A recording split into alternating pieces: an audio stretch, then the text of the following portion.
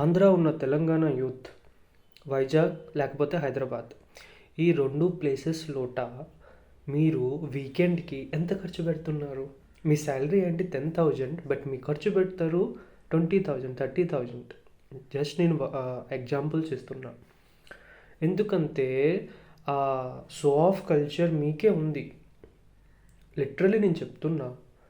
I am also a Telugu person. మీకెంత show off చేస్తున్నారు right? 10,000, 20,000 శాలరీతో మీరు యాక్చువల్లీ షో ఆఫ్ ఎంత చేస్తున్నారు? ఏంటంటే నాకు 1,00,000 పైన శాలరీ వస్తున్నా అంత షో ఆఫ్ కొందరు చేయరు. Costly watches, costly branded sets, branded iPhones, branded shoes, అంతో పాటు కార్స్, బైక్స్. ఇవన్నీ ఎందుకురా బాబు? మీకు శాలరీ 10,000 వస్తే హాఫ్ ఆఫ్ ద శాలరీ సేవింగ్స్లో పెట్టండి. బికాజ్ 20 నుంచి 30 ఇది చాలా క్రూషియల్ పీరియడ్. మీకు కానీ బ్యాక్గ్రౌండ్లు కానీ స్ట్రాంగ్ ఉంటే మీరు ఖర్చు పెట్టండి, నేను వద్దండంలే. ఎవ్వరు ఫైనాన్షియల్గా స్టేబుల్ లేరు. ఫైనాన్షియలీగా హోమ్స్ గురించి యాక్చువల్లీ ఇల్లు కూడా కొందరికి లేదు, రెంటెడ్ ఇంట్లో ఉంటున్నారు. వాళ్ళకి ఎందుకురా బాబు మీకు show off?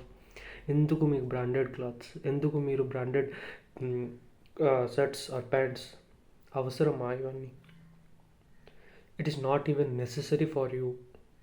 when you will decide what is going to happen, you will not know what is going to happen. So that's the reason why you are enjoying the present.